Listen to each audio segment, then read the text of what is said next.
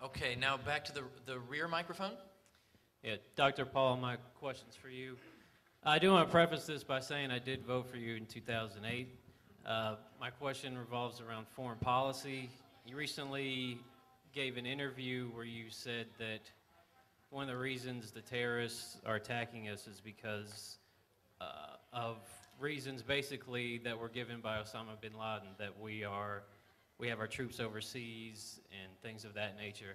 But my question is not about how to deal with it, but do you recognize that totalitarian Islamism is an ideology that exists and that has existed before the founding of this country, and that it's something that we should be fighting in the battle space of ideas, not necessarily with troops, but that I think we're doing a terrible job of fighting the ideology, which I do think is something that we should be at war with, because it is a threat to freedom around the world.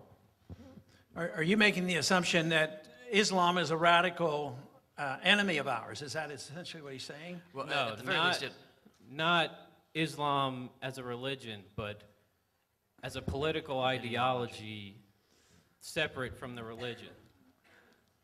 Well, I think they've been radicalized, but usually they have an incentive to be radicalized. Osama bin Laden wanted us over there. this is the second time Obama sent them over there, our men over there. No, he said send them over here because it will give a greater incentive for him to raise the radicals and the suicide terrorists if occupation is the greatest incentive. And he advocated that. But if you see it from the eyes of the Muslims, I mean, they have had many years, 1,000 years of history of dealing with Westerners coming in for religious reasons, you know, the Christian crusades. And there was a big stink when when we went over there to attack, he said, this is a crusade. And that has a lot of meaning. So there's this religious fanaticism on both sides.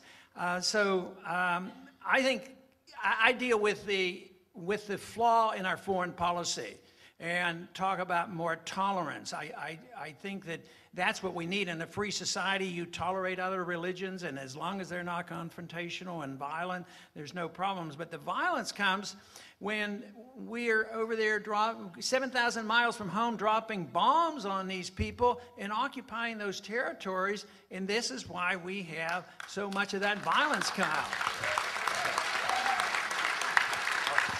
we want to get as many questions in as possible, so yes, sir. Yeah, hi guys. My name is Pericles. I'm from the Student Liberty Front in Philadelphia.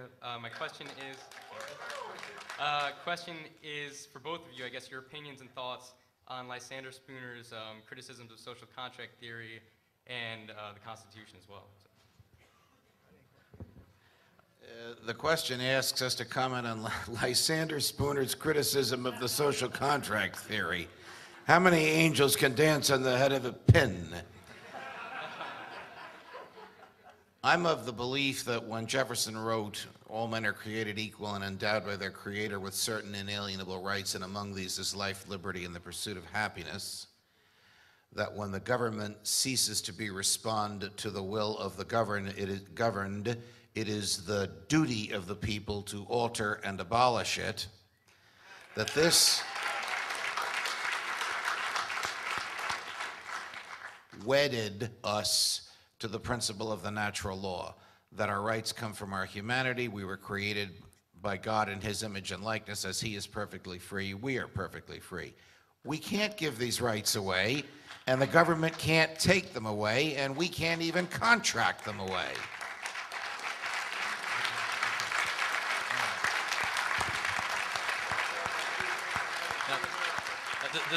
The Spooner argument is suggesting that because we did not give our individual consent to the Constitution, how could it bind us? Like, what's the logical process by which it would bind us? No other contract is sort of assumed to exist, right? You always have to have an explicit consent, and that's a tricky argument to answer. I'm not sure it can be answered, actually. Yes, the gentleman in the back. Hi, my question is about education.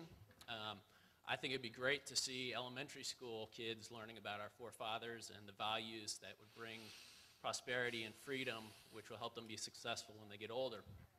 I don't think our education system's currently teaching that sort of stuff. And my question is, what strategic approach do you think that this movement can bring to penetrate the education system as it is? And where is this movement going to be able to do that well, and where might there be some setbacks? I think I heard the question is, what could we do to penetrate the educational system with some of our views? Yeah. Well, I don't have a whole lot of hope for the current system that we have. That's why I talked about competition, you know, and make sure that people have the option to get out of the system and have homeschooling and private schooling. But but you know, public school, I went through the public school system, and back then, though, the assumption was that the, quote, owner of the school was the school board, and the school board made the rules and regulations, and schools weren't quite as bad, but today it's the federal courts and the federal government, the Congress, the state government, and the whole mess. So I don't have high hopes for that. So I don't think there's any. Sometimes there's laws passed or proposed on a Hill where you coerce certain subjects for those schools, and I don't favor that, because if you can coerce our good views on them, they can coerce their bad views on there, and that's where we are today. So you want less government, and I think things would improve themselves. Yes, sir. I'd like to preface my question by saying I have infinite appreciation for you three champions of liberty, and that I am in fact an optimist.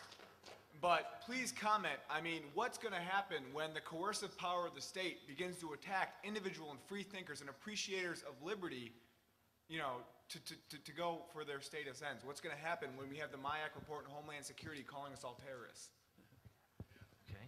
Gentlemen. Well, it's hard to predict what will happen, and people ask me, what should we do and when should we do it? I said, well, you're going to make up your own mind when you do it. I know in my own mind, I didn't like what was happening 30-some years ago, and instead of me, you know, taking on the government in a physical way or in a confrontational way, I decided, I'd say, well, I'll at least participate. If a person like I can get elected, maybe I should, you know, work within the system.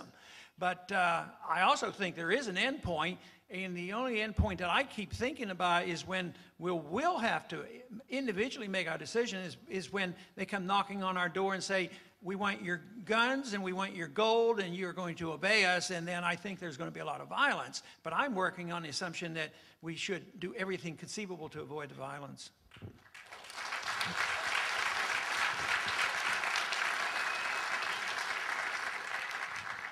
Well, we should do everything conceivable to avoid violence, but a time may come when we will have a moral duty to repel an unjust aggressor, and the Second Amendment guarantees the natural right to keep and bear arms, which means the right to self-defense, even against the government if it's taken over by tyrants.